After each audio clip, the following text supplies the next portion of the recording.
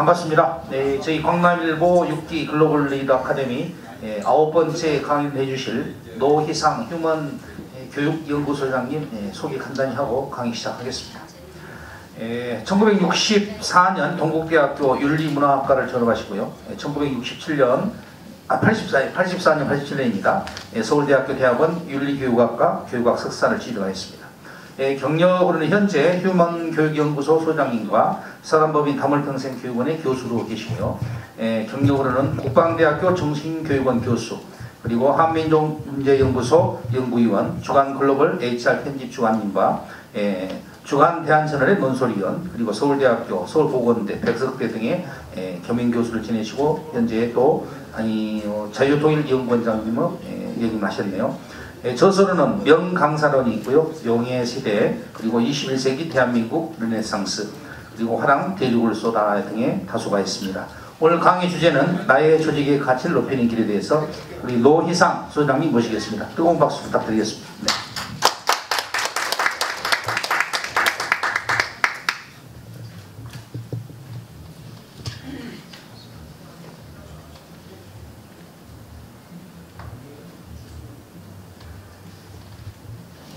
네, 서울에서 내려온 노희상입니다. 51년 전에 상무대에서 제가 육군 소위를 달았어요. 오래됐습니다, 벌써. 51년 전에. 반세기가 지났군요. 그 다음에는 이제 73년도부터 77년까지 상무대에 근무하면서 육군 대위로 왔다가 소련까지 달고 그리고 다시 전방으로 올라갔던 그런 곳입니다. 아이도 여기서 키웠고, 그래서 이 땅에 오면은 제가 피가 끓는다고 그럴까? 어떤 묘한 그런 긴장감을 느끼고 기분이 굉장히 좋습니다. 강의를 들어가기 전에 식사를 하셨기 때문에 여러분들 노래 하나 좀 들어가면서 하죠.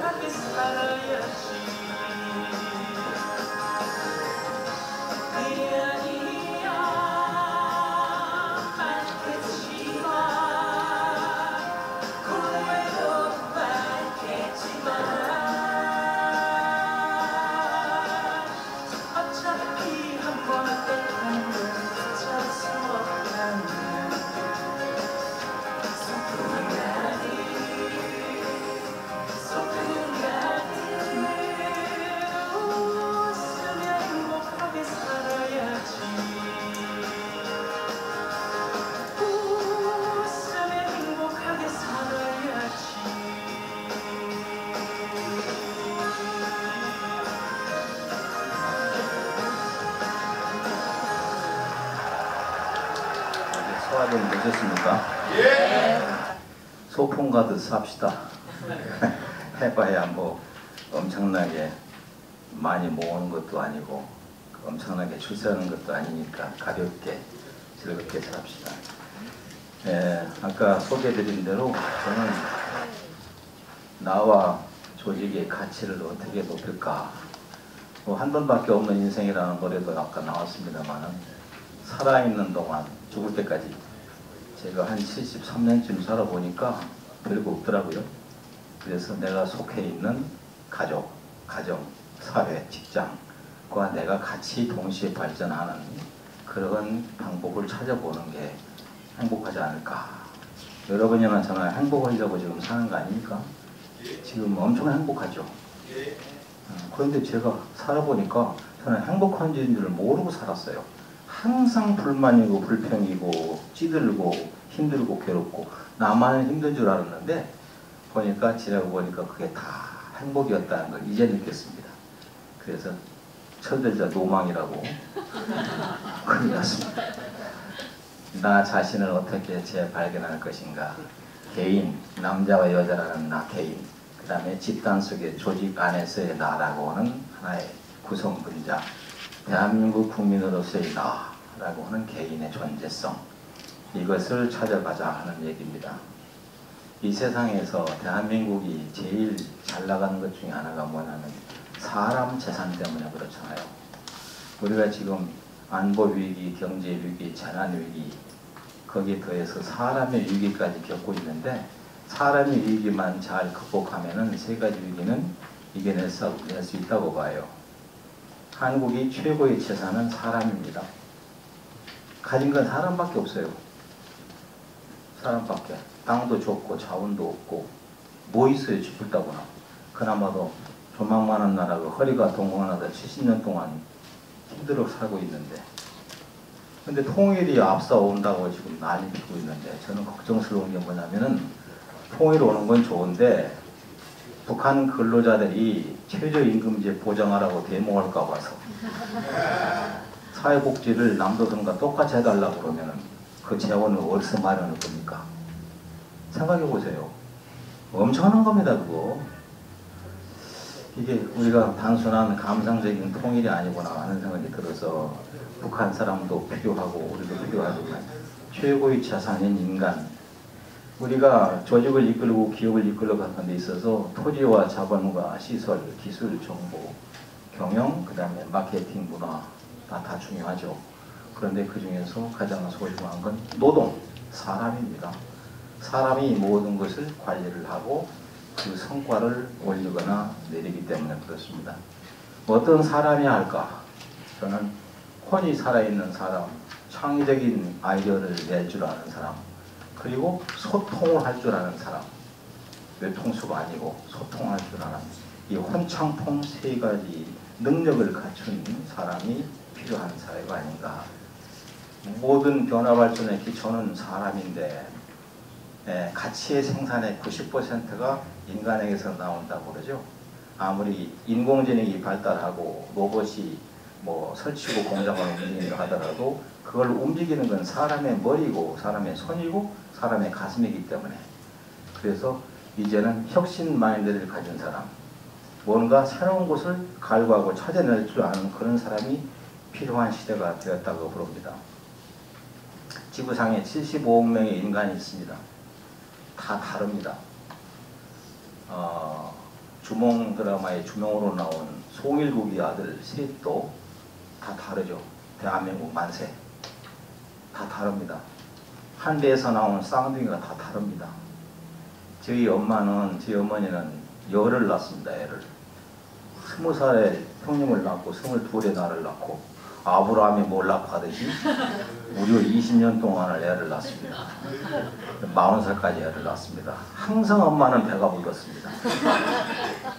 나는 계속해서 뭘 잡수는 줄 알았어요. 전라북도 군산에서 항상 배부른 엄마였어요. 그 가난한 집이기 때문에 애를 많이 낳죠. 왜 가난한 집은 애가 많을까요? 먹을 것도 없는데 뭐 그렇게 애를 많이 낳습니까? 많이 죽으니까 많이 낳습니다. 동물의 생존 본능입니다. 부잣집 애들은 한두 명만 나와도 잘 먹이고 병원 가 치료하고 잘 입히니까 병 안 걸리고 잘 커요. 100% 소위 타율을 막 하잖아요. 근데 가난한 집 애들은 잘 죽어요. 저희 집도 열 나는데 셋 죽었어요.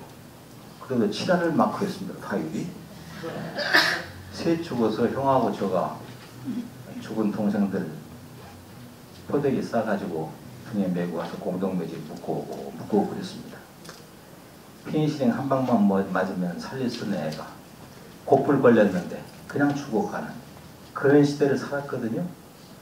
이런 얘기하면은 애들이 이게 무슨 이 조선시대 얘기인 줄 알아요. 전설고향인 줄 알았는데 바로 우리 시대, 제가 10대 후반에 느꼈던, 당했던 그런 일들이거든요. 그래서 그런 얘기 하자는 게 아니고 사람이 각기 다 다른데 뭐가 다를까요? 첫째, 인성이 다르죠. 지능이 다릅니다. 적성, 감성, 도전, 개성, 미래성, 창의성, 사회성 모두가 다 다릅니다. 다르니까 사람이죠. 아프니까 청춘이라는 말인데 그건 전부 사기꾼들 하는 거고 다르니까 사람입니다. 다르니까. 아프니까 청춘, 아프니까 노인입니다. 노인네들이 자다가 꿍꿍꿍꿍 뭐 예를 들면 저 코골이 한다고 그러죠. 노인네는 코골이 하는 게 아니고 신음하는 거예요. 가만히 들어보세요. 앓고 있어요. 그걸 애들은 몰라요. 고온이 잠드신다. 코 드릉드릉 골면서 노인네 코 고는 것은 신음하고 있는 것이다. 그걸 좀 알았으면 참 좋겠습니다. 어느새 노인이 되다 보니까 이렇게 주저리 신상탄하고 있습니다. 인간은 미완의 존재다. 아무리 이렇게 차이가 나지만 중요한 건 완성되지 않은 존재입니다. 인생은 미완성이라는 노래도 있지만 인간은 미완의 존재다. 끊임없이 완전을 향해서 추구하다가 결국은 완전하지도 못한 채로 가지요. 그냥 갑니다. 그런데 간다고 서러울 건 없습니다. 내 후손들이 뒤를 이어서 다시 그 이 뒤를 이어서 다시 완성으로 또 나가니까. 그래서 혼자인 인간은 자꾸 미완이기 때문에 더불어 모입니다. 애들도 이렇게 서로 모이잖아요. 모여 삽니다. 모여 사는 게 조직이죠. 모여 사는 게 조직입니다. 학교 조직, 교회 조직, 회사 조직, 다 조직입니다. 이 조직이 모여 사는데 조직을 이끌어가는 흉흉한 보이지 않는 정신적인 인자가 있습니다. 그게 바로 사랑이라고 하는 것입니다. 사랑이 하면 조직은 뭐죠? 네, 그렇습니다. 사랑이 빠진 조직은 있을 수가 없다. 제가 75억 명의 인간이 각기 다르다고 얘기를 했는데 왜 다를까요? 다른 배경은 세 가지 때문에 그렇습니다. 유전적인 요인이 다릅니다. 그리고 교육 배경과 교육의 성과, 그 질이 다르죠. 그리고 자라나는 환경, 정신 환경, 물질 환경, 종교 환경 다 다르죠. 이 세 가지 요소가 다르기 때문에 애들은 다 다릅니다. 사람은 다 다릅니다. 그 중에서 우리가 이 세 가지 요소를 종합해 볼 때 IQ하고 EQ라는 얘기를 많이 하잖아요. IQ. 지적 영역입니다. 애가 공부 못하고 지질이 학교 성적이 떨어지는 건 누구 책임입니까? 애비 책임입니다. 애비. 아버지가 머리가 형편없어가지고 애가 그런 거죠. 유전적인 요인이 80%입니다. 이건 죽었다 깨어나도 회복이 거의 안 됩니다. 왜냐하면 20%밖에 후천적 요인이 아니에요. 그렇다고 해가지고 가만히 보세요. 선비 집안에서는 선비가 나잖아요. 부모가 훌륭하면 애들도 훌륭하게 머리가 뛰어납니다. 스카이대 출신들은 다 애들도 스카이대 들어가잖아요. 이거 어쩔 수 없어요. 이걸 그럼 벌충할 수 있는 방법이 뭘까? EQ 영역입니다. EQ 영역. EQ 영역은 후천적인 요인이 80, 유전이 20%입니다. 이건 누구한테 달려있는가? 엄마입니다. 엄마. 머리는 아버지, 가슴은 엄마한테 달려있어요. 거꾸로 얘기하면 애가 사고뭉치로 계속 파출소 끌려다녀가지고 깡패짓 하고 두드러 패고 들어오고 그러면 엄마 책임입니다. 그러니까 아주 공평해요. 이게 머리는 애비가, 그 다음에 가슴은 엄마가 책임지라. 이거 좀 무슨 얘기겠습니다만은 여하튼 간에 어찌하든지 간에 우리가 지식을 연마하고 가슴을 따뜻하게 하는 연습과 훈련을 해놔야 그 사람이 생산성이 높은 행동을 할 줄 아는 인간이 된다는 얘기입니다. 인간도 생산성이 있잖아요. 생산성 있는 인간. 우리는 부자가 몇 대 못 간다고 그러는데 3대 이상은 간다고 그러잖아요. 부도 세습되듯이 인간의 지식과 그 다음에 정서, 정의, 행동, 태도도 세습이 됩니다. 이 세습 요인 가운데 가장 중요한 게 뭐냐면 학습이죠. 학습. 부모가 학습을 하면은 뭐가 된다고요? 본인 자신이 인정감이 생기고 자부심이 생기죠. 후손들이 영민해집니다. 엄마 아빠가 공부하면 애들도 공부하기 때문에 그렇습니다. 제가 서울역에 KTX 타는 2층에 가면은 벽에 이런 게 있어요. 하루라도 글을 읽지 않으면 입에 가시가 돋는다. 이를 부득 쓰면 구중생행자라. 누가 썼죠 이거? 누구 얘기입니까? 이순신? 안중근입니다. 안중근 선생이 한 얘기입니다. 안중근 선생은 이토 히로부미를 사살한 의사이기도 합니다만 굉장히 머리가 뛰어난 그야말로 선지자입니다. 엄청난 독서광이고 그래서 그 90년 전에 거창한 아시아의 파도 같은 물결을 보면서 동양 평화론이라는 책을 지어내잖아요. 그 책을 읽고 일본 사람들이 머리를 다 숙였지 않습니까? 네. 이게 소위 안중근 의사의 집안이 그렇기 때문에 그래요. 그래서 우리가 아들, 딸 시집장가 보낼 때도 그쪽 집안을 본다고 그러잖아요. 집안에 요즘은 보면 돈만 보는데 돈만 봐가지고는 안 됩니다. 싸가지를 봐요. 싸가지를. 그 집안의 싸가지를. 부모가 감성을 키우면 자신의 삶이 즐겁습니다. 엄마 아빠가 감성을 키우면 후손은 인간관계가 원만해지고 적이 적어요. 적이 많이 안 생기고요. 또 이타적인 행동을 부모가 많이 하시면 주위에서 칭찬을 들은 건 물건이와니와 아들, 딸들이 사랑과 존경을 받아서 큰 인물이 될 가능성이 매우 높습니다. 그런데 대한민국의 어른들을 보면 대학을 나온 혹은 고등학교를 나오는 순간에 공부를 안 쳐, 책을 안 쳐. 안 읽습니다. 신문도 안 봅니다. 진짜 신문 안 봅니다. 저도 신문사 편집국장도 해보고 논설초관도 해보고 창간을 3군데나 해봤는데 더럽게 신문 안 읽어요. 신문을 읽으라고 있는 건데 스마트폰 가지고 이렇게 화면만 띄워서 뉴스만 검색하다 끝납니다. 화면에 유리창 위에 떠있는 글은 글이 아니에요. 지나가는 고자리 같은 거지. 이따가 눈에는 안 들어오고 각인도 안 됩니다. 그냥 스치 지나갑니다. 인쇄 신문 읽으면 거기 하나 전부 베끼거든요. 참 중요한 겁니다. NIE라고 하는 Newspaper in Education, 신문을 통한 학습이 세계적인 추세를 지금도 견제하고 있는 이유는 신문이야말로 최고의 지성, 최고의 정보, 문화를 습득할 수 있는 창구라 하는 말씀을 드리고 싶습니다. 공부하지 않는 사람은 절대로 성공할 수가 없습니다. 아이들 금수저를 만들려면 지정이 같이 키워야 됩니다. 돈만 가지고는 안 돼요. 돈 금수저는 금방 변질됩니다. 가슴과 머리가 같이 따뜻하고 올바른 행동을 할 수 있도록 해야 되겠다. 공부하지 않는 사람은 절대로 성공할 수 없습니다. 제일 무서운 것이 세상에 공부하는 사람입니다. 80이 돼도 공부하는 사람입니다. 호서대학인가 거기 어느 대학 총장이 93세 된 어르신이 계신데 그분이 재작년에 그런 얘기 하셨어요. 65세에 대학 총장을 정년을 하고 나머지 여생을 여행이나 하고 슬슬 쉬려고 그랬는데 어느덧 30년 다 돼간다. 여생이 30년이래요. 이게 나머지 인생 아닙니까? 그때부터 시작했더라면 지금 뭘 하나 이뤘을 텐데 놀다 보니 30년 갔다는 거예요. 그래서 이래서는 안 되겠다 해서 자기가 다시 60세가 된다면 소원이 없겠다 그럽니다. 60세만 되면. 여러분 한 60 안 됐잖아요. 한창 때입니다. 지금 청춘이. 여기 엄마소가 얼룩소라는 말 제가 썼습니다.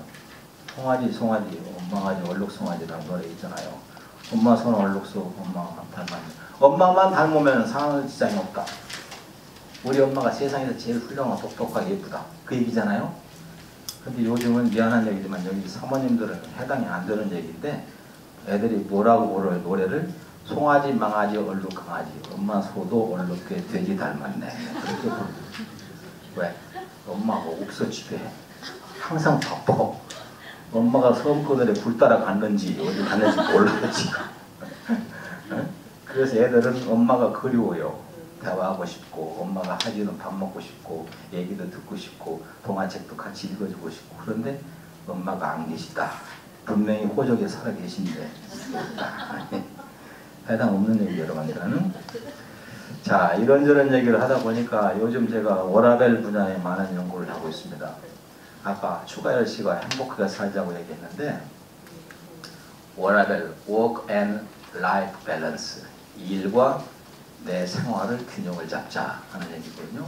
한국 사람들은 워커홀릭, 일 중독입니다. 80%가 일에 미쳐 있어요. 쎄 빠지게 돈 벌고 애 가르치고 집 사고 전세금 몰리고 자동차 몰고 허벌나게 다녀요. 왜 그러는지 모르고 그냥 가요. 그냥 가. 미친 듯이. 노후 대비한다고. 나중에 허망하죠. 허탈해요. 그래서 나중에는 안 되겠다 싶어서 졸혼해가지고 헤어지기도 하고 별짓 생쇼 당합니다만은 안 되는 거예요. 그래서 40대 중반부터 시작해가지고 소위 개인 생활과 직장 생활, 워크, 라이프 이것을 병행하는 이런 그런 아이디어를 좀 했으면, 이게 지금 서양에서는 70년대부터 나왔습니다. 한국은 이제 시작했어요. 이제서. 그래서 돈을 많이 안 벌어도, 출세를 많이 안 해도 오늘 지금 이 시간에서 now here today 여기가 행복하면은 그게 진짜 행복한 삶이 아니겠는가. 그래서 저는 워라밸 연구소를 지금 만들어서 새로 시작했습니다. 여러분의 꿈이 두 개의 균형을 잡히는 속에서 익어가기를 부탁 말씀을 감히 드립니다. 그런데 가장 목마른 것은 바로 성공에 대한 집념이죠. 다 성공하고 싶잖아요. 성공. 한국 사람들은 성공병에 걸려 있어요. 성공병. 성공만 하면 행복한 줄 압니다. 그런데 성공하려면 네 가지 힘을 길러야 된다고 그러잖아요. 무슨 힘일까요? 소위 스피리추얼 파워, 심리력, 그 다음에 브레인 파워, 뇌력, 그 다음에 피지컬 파워, 체력, 크리에이티브 파워, 참력입니다. 네 가지 힘을 길러라. 힘들죠. 힘 길러려고 보니까 근육질도 지금 점점 빠지고 목에 힘도 없고 눈도 힘 빠지는데 다 길러라니까. 근데 이 중에서 제일 중요한 힘이 뭘까요? 예, 심력입니다. 심력. 정신의 힘. 우리가 정신줄 놓으면 죽는다고 그러잖아요. 호랑이에 물려가도 정신만 차리면 산다고 그러잖아요. 지금 북한 김정은이가 와서 미사일 60개를, 핵무기 60개를 터뜨려서 한반도를 석기시대를 만들어도 정신만 차리면 우리는 살아날 수 있습니다. 왜? 5만 년 전에 한반도에 마지막 비행기가 왔을 때 이 땅에 살던 원시인들이 한반도에 유일한 석회동굴이 많아요. 석회동굴 속에 다 피신해 들어가가지고 그 비행기를 이겨냈습니다. 나와가지고 다시 당진이나 서해안 쪽으로 가서 이 조개를 캐먹고 사는 사람들이 신석기인들입니다. 그것도 견뎠는데 이까짓 거 별거 아니거든요. 견딜 수 있다. 정신만 똑바로 챙긴다면. 그런데 이 네 가지 말고 또 하나 있어요. 매력이 있습니다. 매력이. 어택티브 혹은 차밍. 예, 이 정현이라는 여러분 테니스 선수 알죠? 생긴 투박한데 아주 매력이 있어요. 사내 자식이. 영어도 잘하고 발바닥은 까져가지고 엉망이 되어 있지만 그래도 전혀 위축되지 않고 떳떳하게 나가고 말이죠. 세계 4강까지 올라갔잖아요. 이런 인간적인 매력이 또 필요해요. 사람 보면은 돈 많고 학식이 있다고만 아니고 인간적인 매력을 또 포인트로 보잖아요. 근데 이 중에서 하나 뭔가 허전한 게 있어요. 재력이 안 보이죠. 재력, 돈. 이 네 가지가 풍부하고 이것이 가미되면 재력은 그냥 나와요. 돈을 벌려고 하는 게 아니고 이렇게 살면은 돈은 벌린다는 얘기입니다. 돈을 목표로 하고 살면은 돈은 절대 안 옵니다. 그래서 하루하루를 충실하게 사는 그런 삶을 하다 보면은 돈도 붙고 명예도 붙고 권력도 붙고 그러더라. 제 73년 삶을 중간 결산해 보니까 그렇다. 네, 그래서 먼저 심력을 한번 보겠습니다. 마음의 힘. 이 마음의 힘을 키우기 위해서는 마음밭, 심전을 제대로 가꿔야 돼요. 어떤 사람은 마음밭이 굉장히 넓고 비옥한 사람이 있어요. 이 70사람은 저보고 밴댕이 속발딱지라고 그래요. 밴댕이 속을 제가 해보는 안 해봤습니다. 얼마나 되는지. 굉장히 작다는 얘기죠. 그만큼 사내 자식이 쫄보라는 얘기인데 그 얘기를 수도 없이 들어요. 근데 가만히 보니까 그 말이 맞아요 또. 마누라 말을 많이 들어야 제대로 들어야 신상에 해롭지 않습니다. 나이 들수록. 근데 이 마음밭을 가꿀 수 있는 방법이 뭘까? 마음의 거품과 건물을 자주 걷어주라. 마음에 자꾸 거품이 끼고 건물이 끼잖아요. 우리는 그걸 모릅니다. 때가 끼잖아요. 머리로 하루 며칠만 안 감으면 때 끼듯이 마음속에도 자꾸 건물과 이게 생겨요. 이걸 걷어내야 되거든요. 그걸 공자는 1삼성 그랬습니다. 하루에 3때 밥 먹듯이 3번만 너 자신을 돌아보라 그랬잖아요. 근데 우리는 한 번도 안 돌아보죠. 한국 사람들은 모여 앉으면 둘이 모이면 남 얘기만 해요. 둘 얘기는 안 해요. 70%를 남 흉보입니다. 두 얘기는, 두 사람 얘기는 30% 들똥말똥해요. 제3자가 끼어 거려가지고 계속 그 사람을 그냥 쥐어받고 때리고 반 죽여놓죠. 그럼 그냥 시원하죠. 카타르시스. 사실은 그게 아닙니다. 자기 마음속에 검불이 때가 자꾸 또 끼는 거죠. 그런 거. 마음관리가 참 중요합니다. 예. 내 대 모든 복락을 누리려는 욕심에서 벗어나라. 권력도 잡고 싶고 돈도 벌고 싶고 고급 아파트도 사고 싶고 해외여행 다니고 싶고 그 다음에 명예 박사학위 받고 싶고 인류 영화배우 같은 아가씨 데리고 살고 싶고 다 뻥입니다. 절대 그렇게 될 수가 없어요. 부부간에도 보면은 기울어요. 아내가 키가 작으면 남편이 크고 아내가 조금 덜 떨어지면 남편이 좀 더 배웠고 이렇게 바란스를 맞추라고 만들어 놓은 게 부부거든요. 그래서 당신은 왜 그거밖에 몰라? 그거밖에 모르니까 그걸 채워주라고 네가 있잖아요. 그걸 우리는 모르고 당신 이것도 모르냐고. 모르니까 네가 얘기해 주면 될 거 아니야. 그렇게 서로 상보적인 관계가 부부가 아니겠는가. 내 대의 모든 복락을 누릴 욕심에서 벗어나라. 그리고 즐겁게 일하라. 저는 노동을 수행노동이라고 그래요. 수행노동. 노동 현장에서 근로자들한테 제가 제일 강조하는 이유가 바로 이겁니다. 수행같이 노동을 하라. 그러면 수행하는 자세로 노동을 하면은 고통을 못 느낀다. 저는 군대 오기 전에 용접공도 하고 페인트공도 하고 넉마주의 생활을 한 5년 했습니다. 초등학교 3학년 1학기밖에 안 다니고 중퇴해서 산전수전, 공중전, 지하 경도전, 해상 상륙전, 해물 파전 다 했습니다. 그래가지고 초등학교 다시 복학해서 15살에 겨우 졸업하고 초등학교 복학의 감격을 아십니까? 중학교 야간 중학교 다니고 신문 배달하고 그릇 닦기 해가면서 고등학교 검정고시 보고 그때 목포에 있는 해안고등학교 오려고 그렇게 애를 썼는데 올 차비가 없어서 못 왔어요. 그때는 해안고가 유명했거든요. 최신고, 교통고, 해안고 가난한 집 애들이 갈 수 있는 3대 고등학교였어요. 못 갔어요.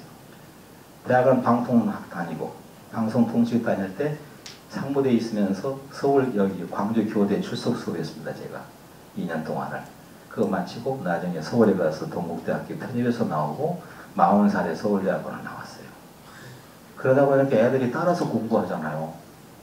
저는 애들하고 다툴 일이 없어요. 제가 바빠가지고 항상.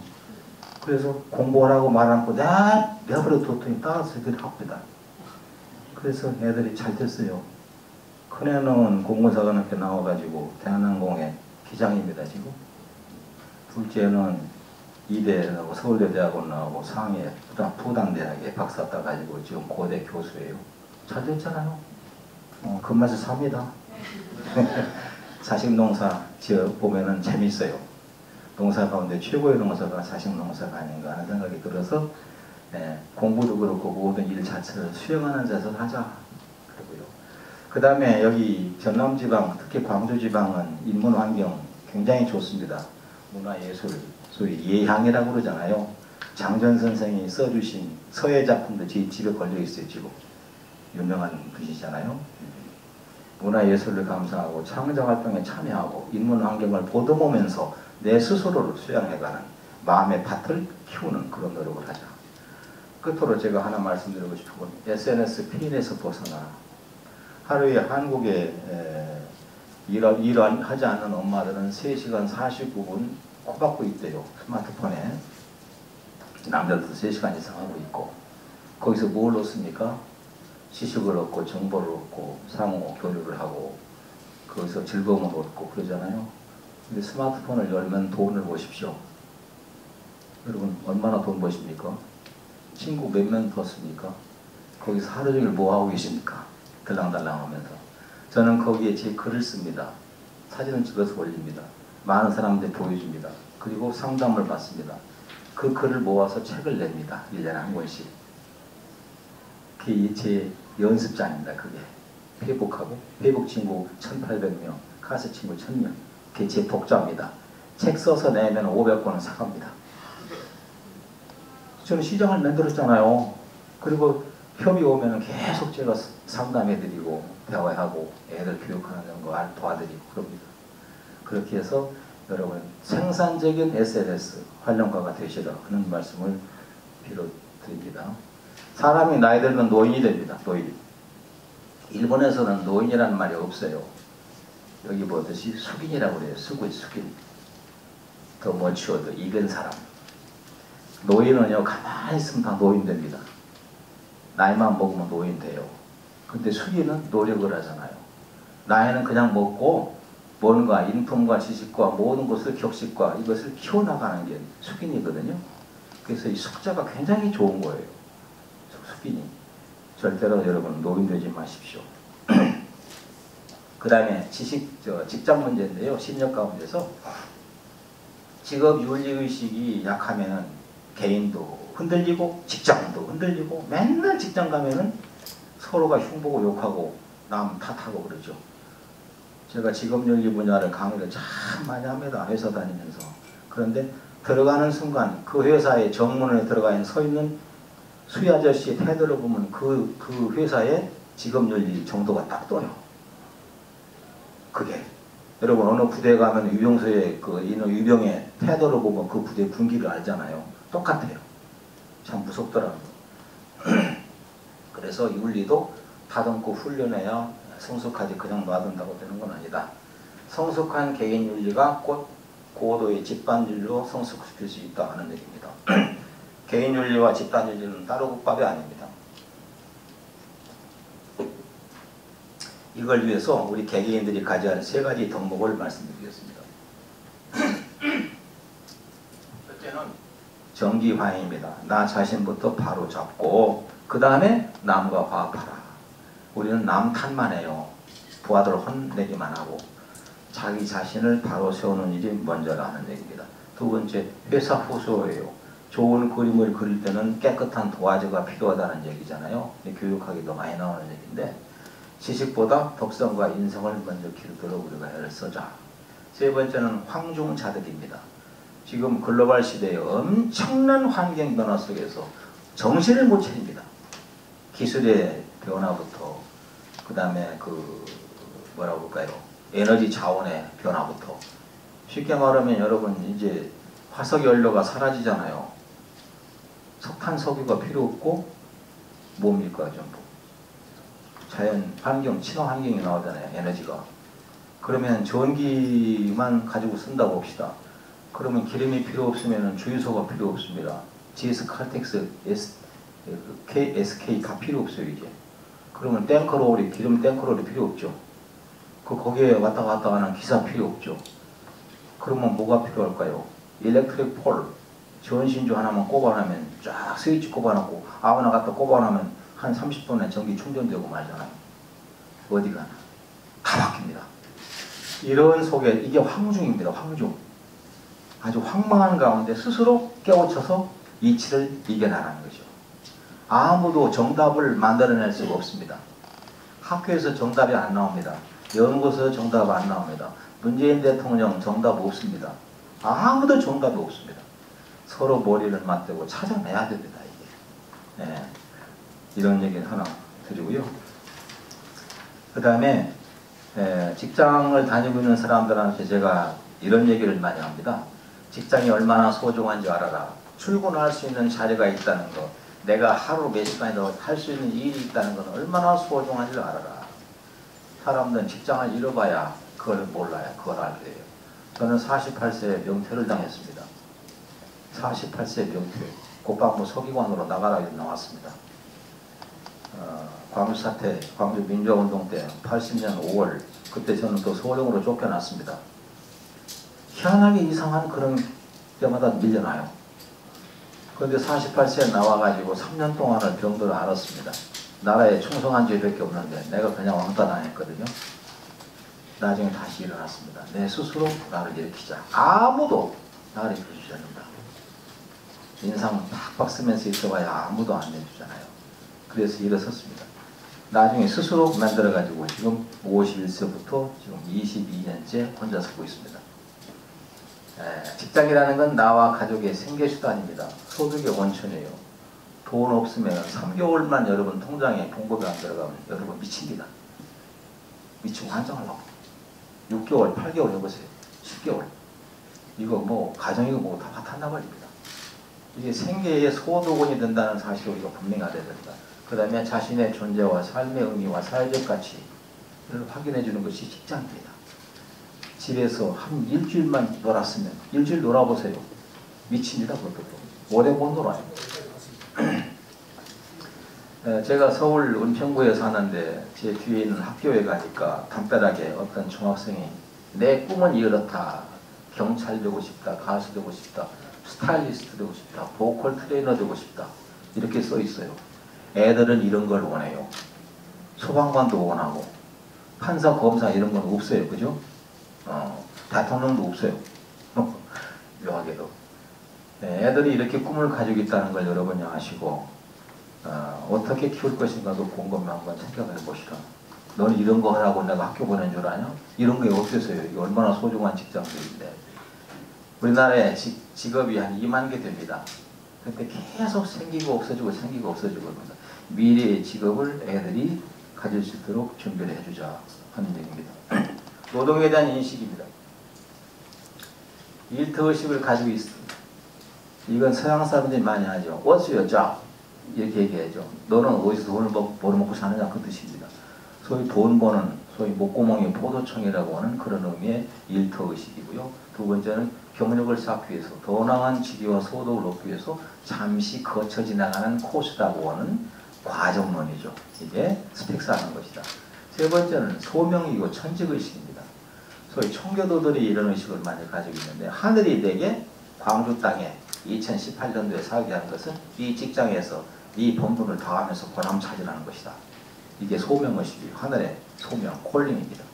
이런 의식을 가지고 있으면은 일 자체를 보상으로 알고 보람을 찾고 소득도 얻고 그런 것인데 애들은 이런 걸 몰라요. 제일 중요한 건 소명의식입니다. 그 다음에 직업이라는 거 아까 조금만 더 강조를 하면요. 요즘 복면가왕이라는 게 많이 뜨고 있던데 복면가왕. 잃어버렸던 세월을 다시 회복하고 꿈을 찾기 위해서 다시 도전합니다. 복면을 쓰고 나오죠. 중국 가면은 복면마왕이라고 또 짝퉁이 나와 있어요. 그 사람들은 짝퉁 좋아해가지고 인간의 꿈이 뭘까요? 필요가 뭘까요? 뭘 우리가 찾고 있습니까? 건강하게 오래 살고 부자가 되고 싶고 즐겁게 그리고 명예와 존경을 얻고 똑똑하다는 말 들으면서 교양인으로서 자녀가 성공하고 사회에 기여하면서 죽어서 천당 가거나 극락왕상하는 거죠. 이거 빼고 뭐 있어요? 이거밖에 없어요. 이걸 자아실현이라고 합니다. 자아실현. 쉽게 말하면. 그런데 이런 것들을 달성하기 위해서 가장 필요한 것, 기반. 뭘까요? 바로 직업입니다. 직업이 없으면은 병들어요. 무슨 병부터 듭니다. 그 다음에 밥 굶어요. 은행 연체돼요. 직업이 없으면 아무것도 안 된다. 그런 걸 하나 생각하시고요. 그래서 저는 이 모든 것들을 채워나가기 위해서 노동을 통해서 땀을 흘릴 줄 아는 연습을 하자 하는 말씀을 드립니다. 일본에 유명한 할머니가 한 분 계신데 템플스텝의 시노하라라고 하는 70대 중반의 여자 사장님입니다. 이분이 이혼 2번하고 실직 2번하고 그래서 나는 실패의 여왕이다. 죽으려고 애를 썼고 굉장히 괴로워했는데 이걸 끝까지 성공으로 일어났습니다. 그분이 성공 사례를 볼까요? 35년 만에 매출 7,640개 신장입니다. 이건 세계적인 견이로운 겁니다. 이게. 인재 파견업체이기 때문에 가능하다? 노력했겠죠. 그만큼. 근데 그분이 한 얘기가 뭐냐?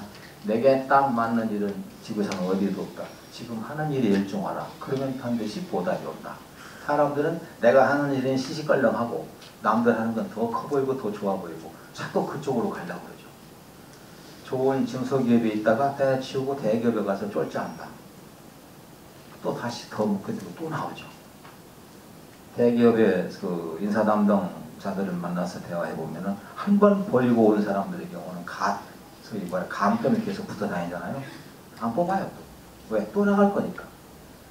그래서 한쪽에서 계속 목표를 달성하기 위한 노력을 하라. 스티브 잡스도 이런 얘기 했죠. Stay hungry, stay foolish. 항상 현장에서 허덕이면서 오직하게 한 길로 가라. 얼마 동안? 최소한 10년. 10년쯤 가다 보면 길이 보인다. 안 보이면 그때 수정해도 괜찮다. 안 늦다. 왜? 그동안 공부하고 쌓았던 것이 다시 밑거름이 되니까. 이런 얘기를 했잖아요.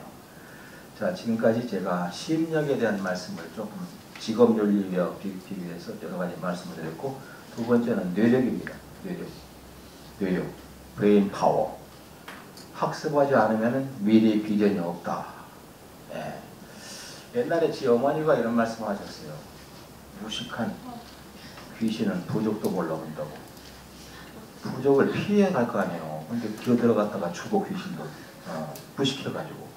이게 무서운 얘기입니다.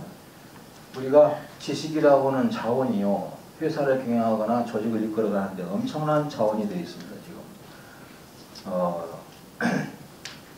어느 회사 예를 하나 들겠습니다. 그 회사가 30년 전에 조그마한 청바지 업체 있죠. 이랜드. 지금은 그룹입니다. 조그마한 청바지 회사가 창고에서 이대 앞에서 팔았는데 그게 지금 그룹으로 큰 이유 중에 하나가 첫 번째 이유가 학습이에요. 그동안 사장이야 전부 공부합니다. 30분 독서. 일주일에 2권씩. 1년에 100권입니다. 읽기 싫으면 회사 그만둡니다.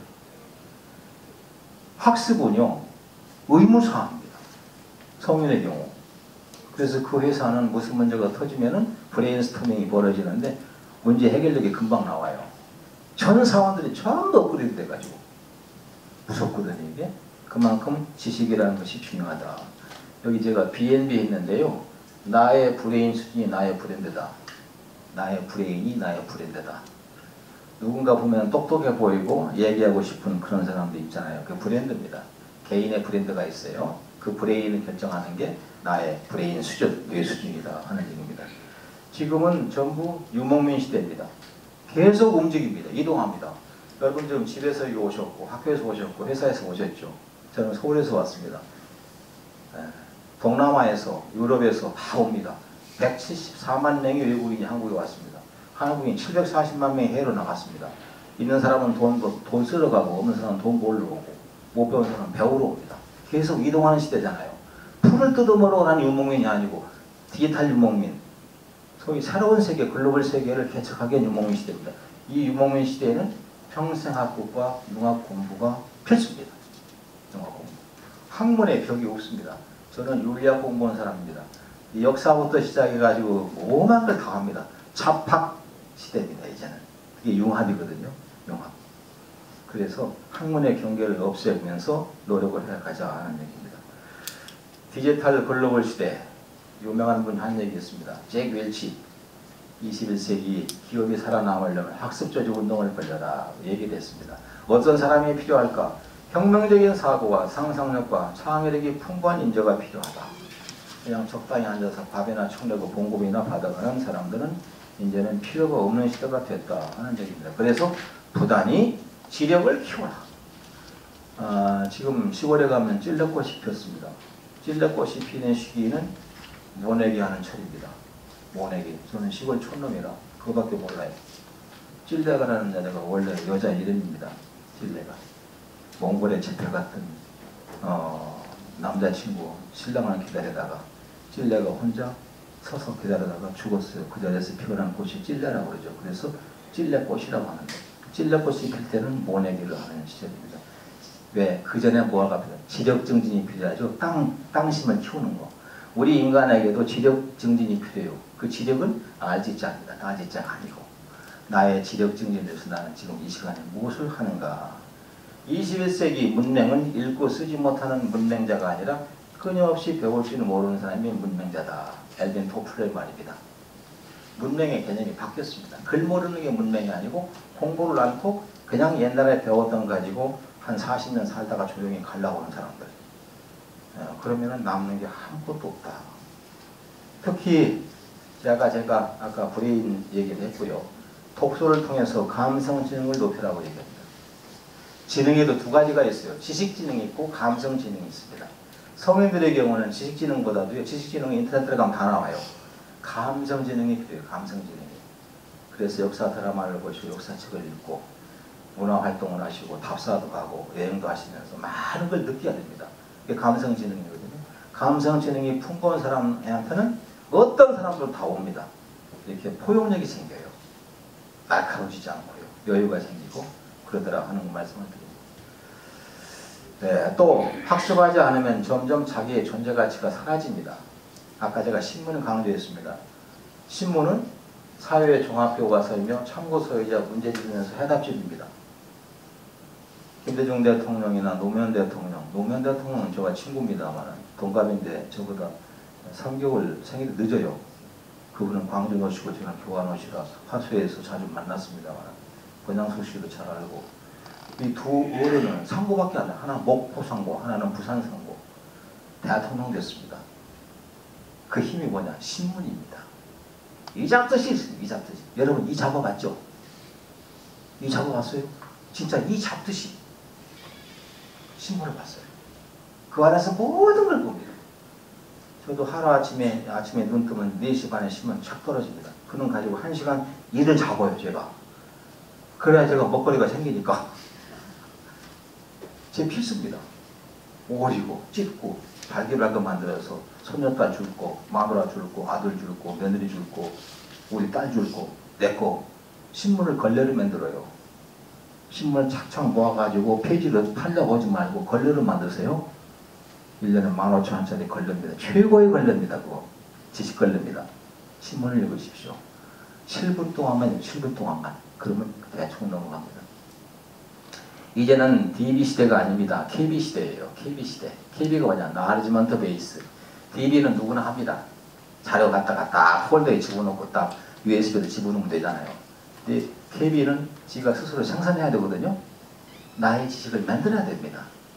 써야 됩니다. 이게 문제인 거죠. 이걸 할 줄을 몰라요, 지금 우리 아이들이.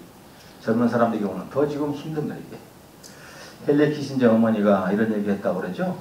헨리 키신저는 유태인 출신의, 유태인계 독일인입니다. 아이비리그 쪽에 살았습니다. 학교 갔다 오면 맨날 울었습니다. 뭐라고? 왕따 당해가지고. 코도 이렇게 튀어나오고 못생긴 공부 못한다고. 주이시, 유태인이라고 비난받아가면서. 애가 맨날 집에 가고 와서 울었어요. 엄마가 하루는 물었습니다. 너 왜 맨날 우냐 그러니까 왕따 당해서 온다고. 공부를 못해서. 그럼 엄마 말대로 해라. 그럼 늘 100일을 다 이길 수 있다. 어떻게 할까요? 하루에 너는 4끼를 먹어라. 그럼 이긴다. 3끼는 입으로 밥 먹고 한 끼는 눈으로 책을 먹어라. 책을 먹어라. 그때부터 어린 키신저는 책을 먹기 시작합니다. 진짜. 눈으로 책을 먹어요. 읽어라 가지고 먹어라 해요. 엄청난 독서광이 됩니다. 그래서 나중에 백인아들 다 이기고 허버드 대학에 수석으로 수석 나오고 유태인 출신의 최초의 미 국무장관 되고 노벨 평화상 타고 그렇죠? 지금도 세계를 움직이는 석학 대정치인으로 다 역할을 하고 계십니다. 93대죠 지금. 엄마의 말 한마디 하루에 4끼를 먹어라. 또 그렇다고 집에 가서 해보고 하루 4끼 먹으라고 하지 마십시오. 냉장고 열납니다. 하나의 얘기입니다. 하루에 2시간. 서울 강남에 가면 샐러던트가 널려 있습니다. 샐러던트가 뭘까요? 공부하는 봉급쟁이들입니다. 5시만 되면 학원 문 앞에 쭉 애들이 서 있어요. 공부를 하고. 공부하고 출근합니다. 무서운 애들이죠. 이런 시대가 지금 와 있습니다. 자, 두 번째는 이제 세 번째는 창력 시대입니다. 창력. 창조적인 시간 활용과 한류 업계인데요. 여러분 인생에 있어 제일 중요한 건 생명과 사랑이잖아요. 생명도 사랑도 그 가운데 핵은 시간이 필요합니다. 시간이 빠진 생명과 시간이 빠진 사랑은 거짓이죠. 네, 그래서 이 두 가지 핵에 시간이 있는데 1분 1초라도 건강하게 씁시다. 병든 시간은 의미가 없잖아요. 우리가 얼마나 삽니까? 앞으로 이 찬란한 5월을 몇 번이나 보겠습니까? 슬프죠? 슬퍼하지 마십시오. 여러분은 앞으로 한 100번은 더 볼 거니까. 네, 저는 한 20번이나 더 볼라나 10번이나 볼라나 모르겠습니다. 70 넘으면 선착순입니다. 네, 시계부를 만들어라. 가계부, 차계부 만들어 시계부를 만들어라. 회사에 가면은 탁상일지가 있습니다. 탁상일지. 앞에는 소위 퍼블릭 어페어, 공무적인 일, 뒷페이지는 프라이빗 어페어, 개인적인 일. 이걸 적으십시오. 낙서하십시오. 잘 적으십시오. 1년 지나고 나면 고무띠로 묶어서 저장하십시오. 그 나중에 뭘 됩니까? 자서전에 자료가 됩니다. 왜 그걸 안 하십니까? 시계부를 쓰시고 탁상일지를 잘 활용하시라. 네, 무슨 일을 할 때는 스스로 마치 대단한을 설정해라. 제가 다음 주에 화랑 대륙을 쏘다 하는 2200 원고지 2200페이지짜리 책이 나옵니다. 530페이지예요. 대작이 나가는데 10년이 걸렸습니다. 저는 10년 동안 쓰려고 작정을 하고 썼습니다. 그걸 쓰기 위해서 바이칼 호수까지, 중국의 신강성 천산까지, 도남까지, 일본 열도까지, 저기 시베리아 저기 연해주 캄차카 반도까지 안 가본 데가 없습니다. 23년 동안 뒤졌습니다. 메모하고 사진 찍고. 그 결과 이번에 나온 책이 다음 주에 나옵니다.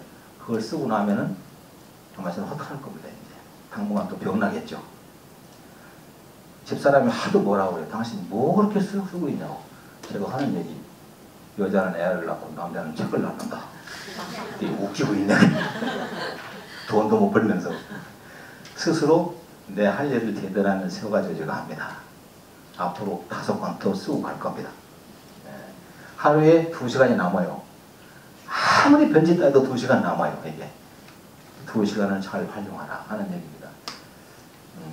그러면 2시간을 10년만 모으면 1만 시간이 나오죠. 1만 시간. 1만 시간의 기적이 나온다.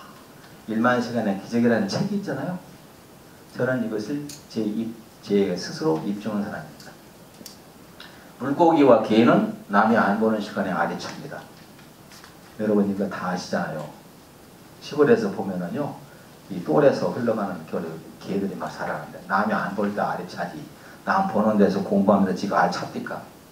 요즘 애들은 커피집에 앉아가지고 남 봐주면 공부하는 체 하잖아요. 집에 가면 놀고 퍼자고. 이건 아니다. 창력 문제입니다. 창력 가운데서 가장 중요한 것이 한류인데요. 한국 사람들이 창의력이 뛰어난데 창의력이 뛰어나는 것이 바로 이 한류로 나타났어요. 한류는 단순한 아이돌 가수에 춤추는 게 아니고요. 제2의 르네상스입니다.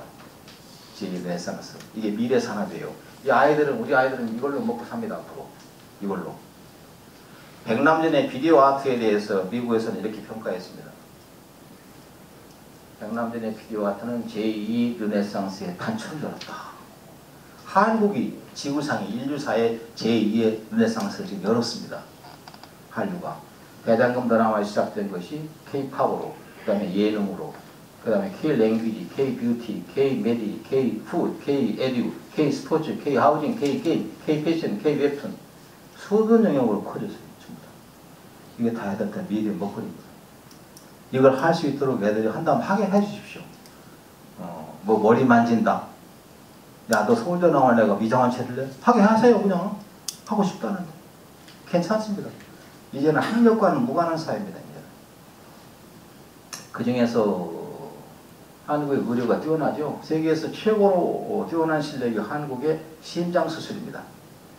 세계 각국에서 다 옵니다. 심장수술, 그 다음 암수술 2개가 뛰어나요. 세 번째 뛰어난 것이 뭐가요? 성형수술이죠. 잘 깎아요. 우리는. 돼지 삼겹살도 대패 삼겹살도 있듯이 대패질 잘해요. 그래가지고 중국 사람들이 와가지고 강남에 와서 깎고 돌아가가지고 푸동공항, 상해 푸동공항에서 입국을 거부당하죠. 여권하고 너무 현품하고 차이가 난다고. 그래서 중국이 차이나가 됐다는 얘기를 하거든요.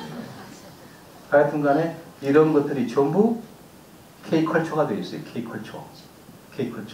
근데 이 중에서 중요한 것 중에 하나가 K-팝하고 IT 쪽인데요. 이것하고 그 다음에 한국어라는 거 세계에서 17만 명이 매일 응시합니다. 한국어 자격증 따기 위해서 2급, 3급 이런 거. 그 다음에 한국학을 교육하는 대학이 세계 1143개 대학에서 한국어를 가르쳐요. 태국은 제2 외국어가 한국어가 되어 있습니다. 지금. 한국어만 가르칠 수 있는 교사만 돼도 여러분 아들, 딸들은 세계 어딜 가도 먹고 살아요. 이제. 국내에는 일자리가 없어요. 이제. 없어요. 기어나가야 됩니다. 이제. 뭐 모잠비크로 가든 어디로 가든 가야 돼요. 이제는. 안 돼요. 일자리 없어요. 이제. 북한 애들 오면 일자리 더 없어요. 이제. 더 없어요. 네, 큰일 났어요. 아예 빠져버리네. 하도 뭐라고 그랬더니. 이거 누가 좀 와서 도와주십시오.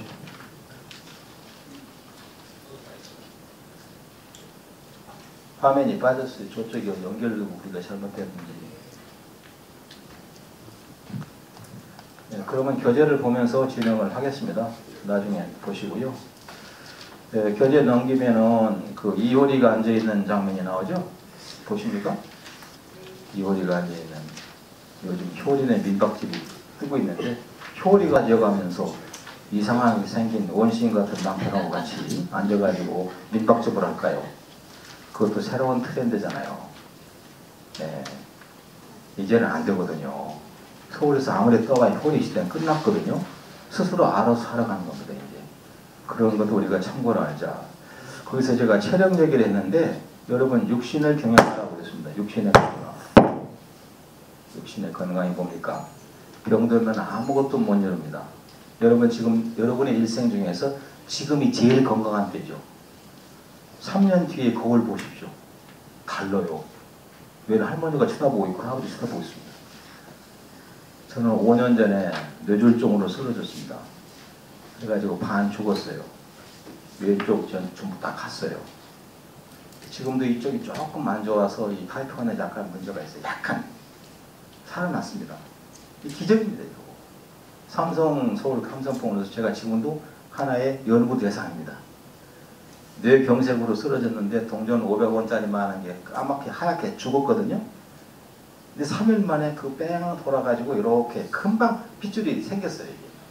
뚫렸어요. 삥 돌아가지고. 우회로가 생겼어요. 우회로가. 그래서 저희도 희한하대요. 왜 생겼는지. 저는 신앙도 없고 아무것도 없어요. 근데 어머니를 제가 밤새워 부르면서 울었던 기억은 나요. 살려달라고. 너무 억울하다고. 근데 그 다음날 아침에 눈 떴는데 이 손이 돌아가고 눈깔이 눈이 돌아가면서 저 의사 선생님이 뭐 읽으라는데 읽었어요. 읽혀요 이게. 아 이게 기적이구나. 기적은 딴 게 아니구나. 조상신. 어머니 아버지가 조상신이다. 천신, 지신, 조상신. 삼신을 모시잖아요 우리가. 그런 생각을 갖게 합니다. 그래서 여러분 절대로 거기 있는 것처럼 과욕을 버리고 마음의 평정으로 스트레스를 줄이십시오.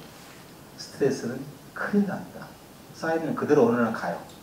일에 몰두하는 건 좋은데 너무 몰두하고 보면 스스로를 잊어버려요. 그래서 25분 일하고 5분 쉬고 50분 일하고 10분 쉬고 자꾸 의자 붙잡고 쇼도 하고 나와가지고 기어다니기도 하고 복도 왔다 갔다 하고 말이죠. 저도 사무실이 9층인데 계속 9층까지 쉬는 시간마다 왔다 갔다 합니다. 근육이 붙어야 되거든요. 다리에. 장단지 굵기가 그 사람의 인생의 길이와 비례하기 때문에 그렇습니다. 그 다음에 소식 다동하라. 적게 먹고 많이 움직여라. 두한 종렬하라. 머리는 차기하고 발은 따숩게 하라. 한국인들은 특히 아랫배가 많이 찹니다. 그래서 이런 양복 스타일은 안 맞아요. 잠바 스타일로 아랫배를 가리는 그런 옷을 많이 입도록 부탁을 드려요. 그 다음에 손 발고 온몸을 마사지하라. 좋은 호흡을 하라. 그 다음에 이를 닦을 때 특히 나이 들면 틀니를 많이 하거나 아니면 요즘 뭐라고 하죠? 임플란트를 많이 하는 임플란트 한 사람들의 경우는 이를 닦지 말고 잇몸을 닦으세요.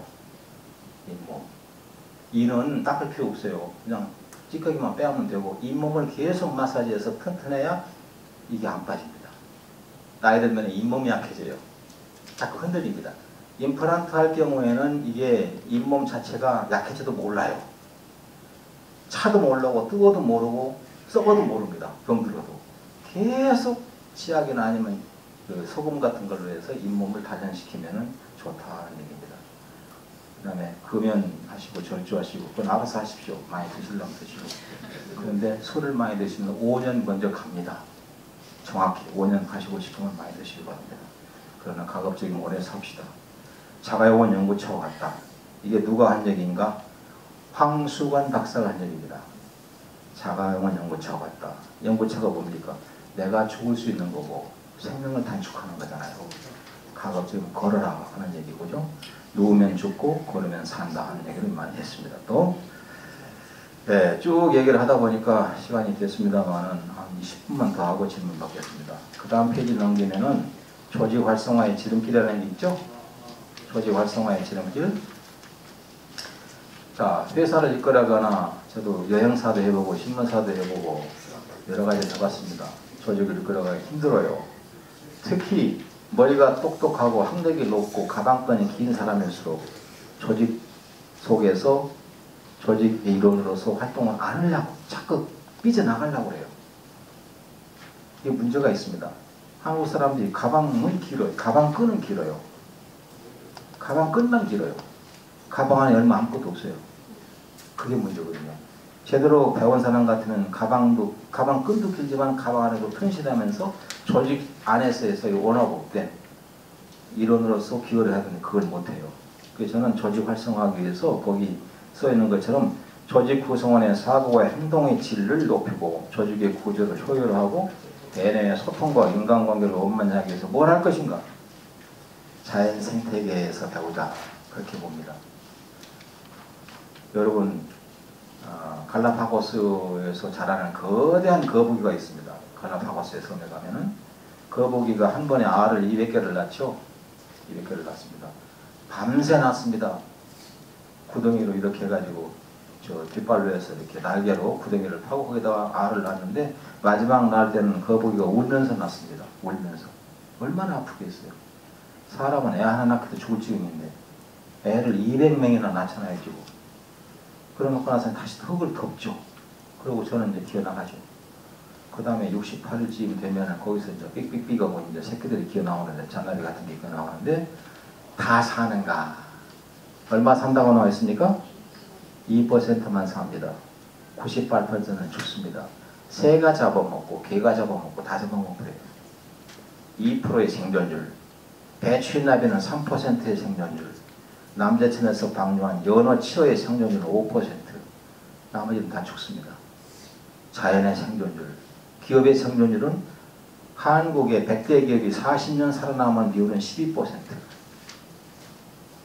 88개는 다 죽었습니다. 그 거대했던 기업들 다 사라졌잖아요. 율산부터 대우부터 뭐 다 붕괴되고 사라졌죠. 지금은 롯데도 무너져버리고 그 잘나가던 롯데도.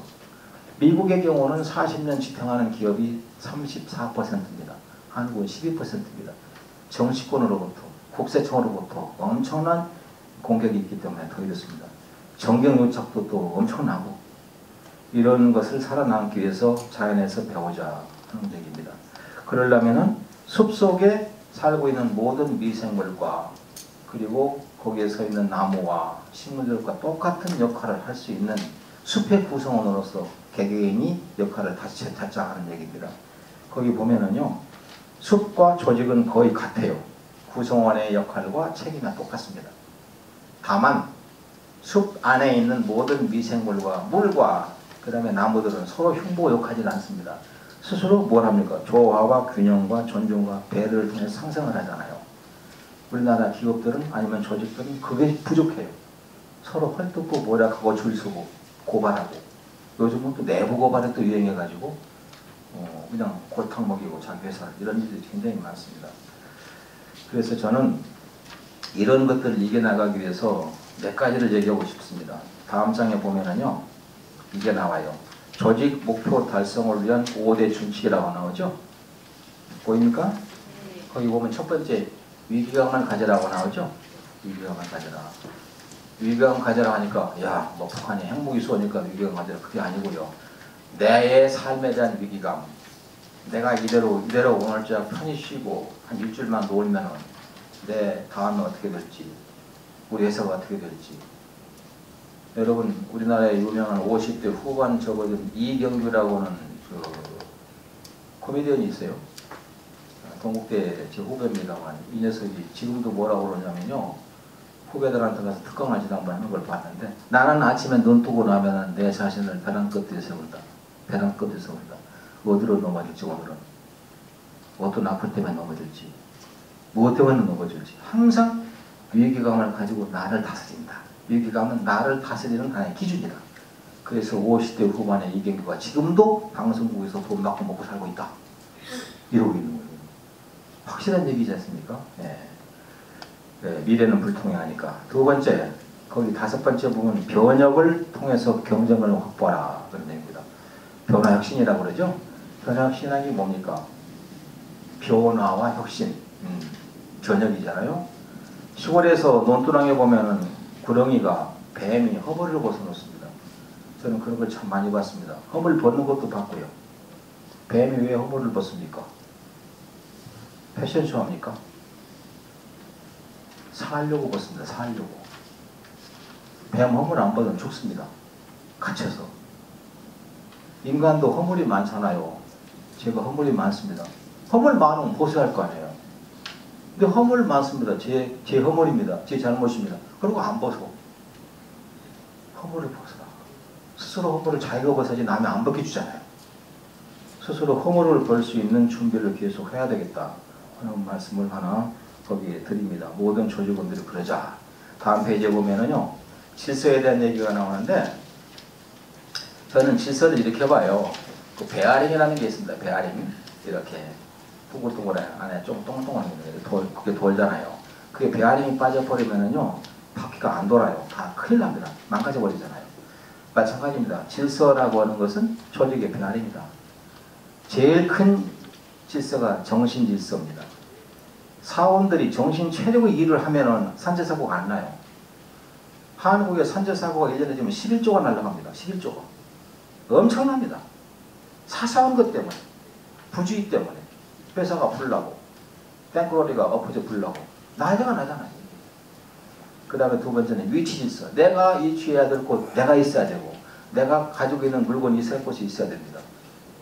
소화기는 그 자리에 있어야 돼. 저기 있어야 되고, 마이크는 여기 있어야 되고, 과장님은 여기 있어야 되고, 전문님은 이 시간에 저기 있어야 되고, 공장장은 지금 어디 있어야 되고, 위치 아닙니까? 위치 질서. 그 다음에 관계 질서예요.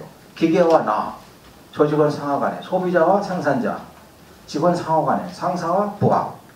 관계 질서예요. 소통.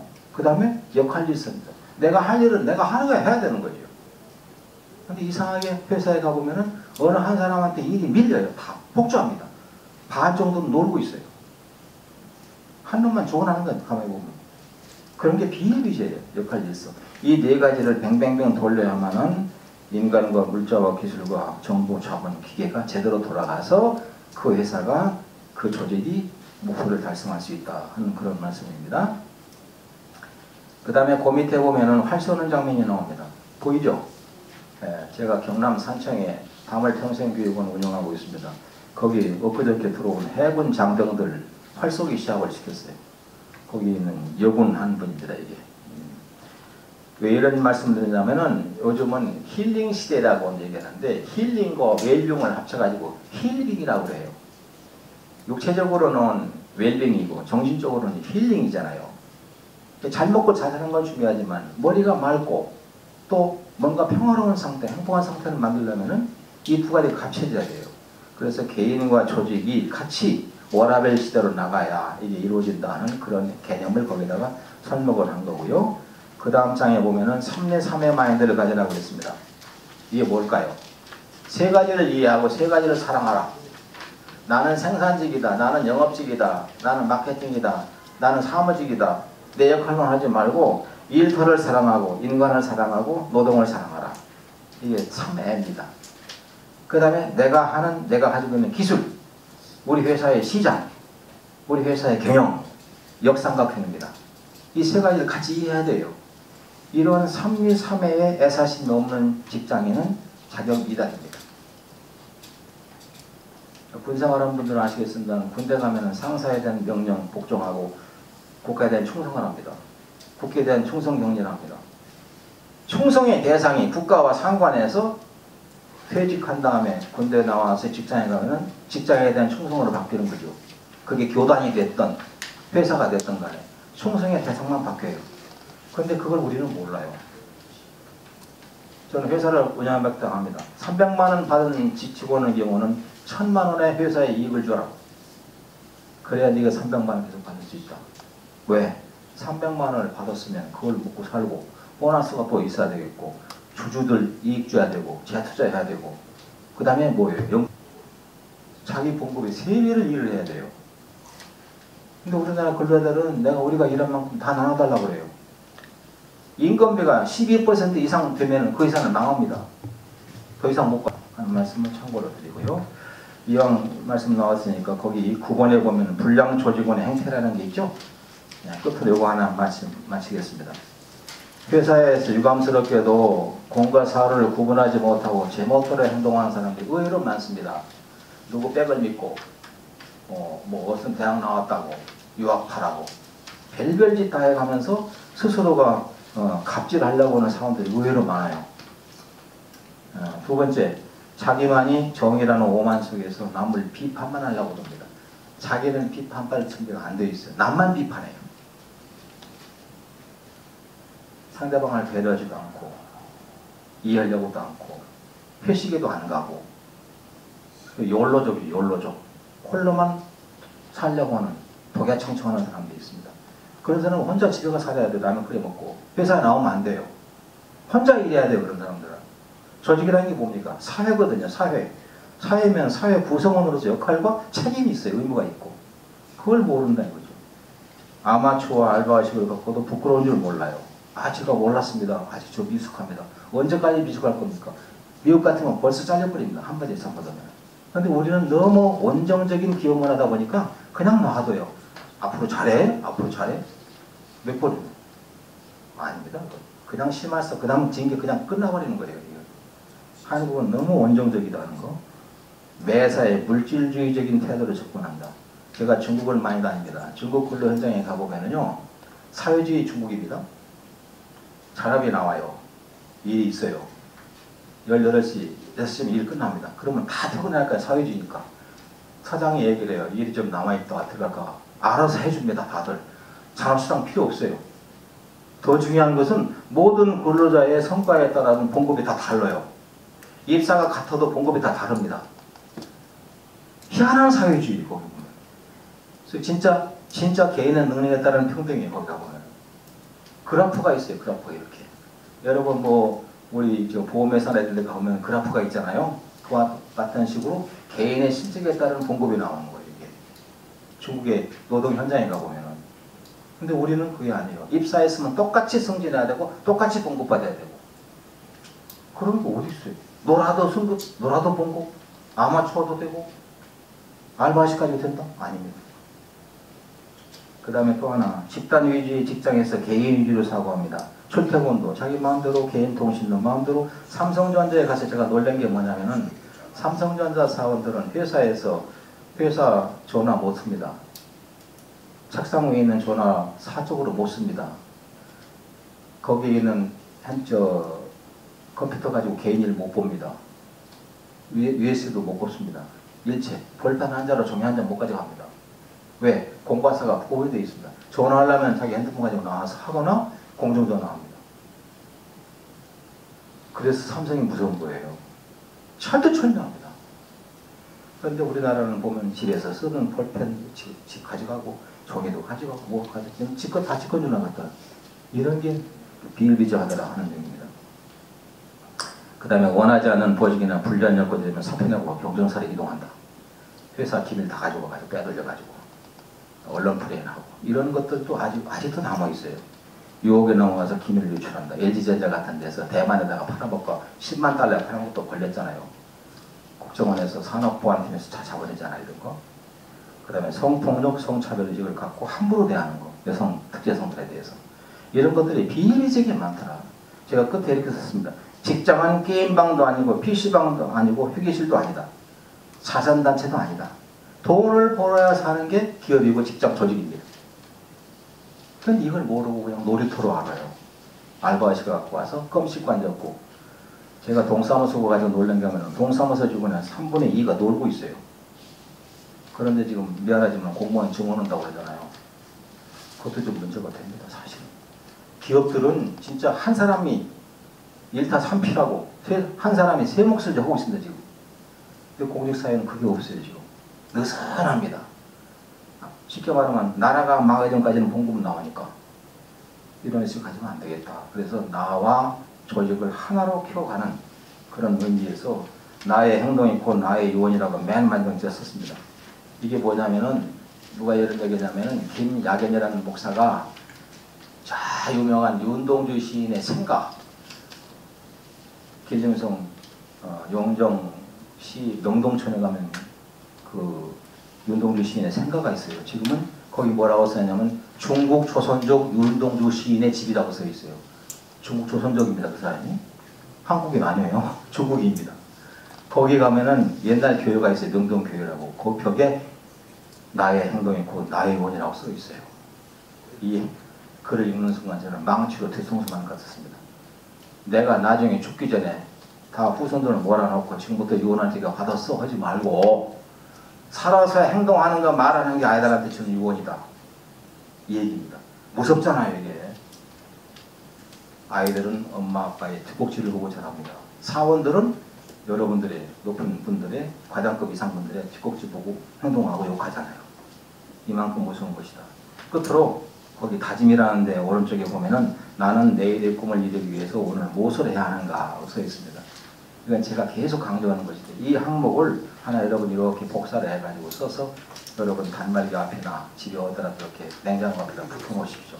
애들이 물들어 보고 컴퓨터 열다가 봅니다. 내일의 꿈을 이루기 위해서 지금 무언가를 하고 있어야 됩니다. 술을 먹든 담배를 피든 책을 읽든 TV를 보든 뭘 하고 있어야 돼요. 그것이 내일의 꿈을 이루는 것과 무슨 연관이 있는가 스스로 돌아보게 하는 문구라 하는 말씀을 참고로 드립니다. 후반부에 이 화면이 안 떠가지고 여러분한테 미안합니다. 자, 지금부터 한 10분 동안 하실 말씀이 있으면 질문하시기 바랍니다. 너무 제가 약정사를 해가지고 미안합니다. 할 말은 많은데 이렇게 짧게 하다 보니까 그렇게 됐네요. 혹시라도 저에 대해서 더 아시고 싶은 상황이 계시면은 카스나 페이북에 제 이름을 치면은 자료가 다 떠요. 카스에 한 3,000여 개의 자료가 있으니까 다운받아 쓰십시오. 자녀 교육에 대한 걸 제가 많이 알고 있습니다. 네.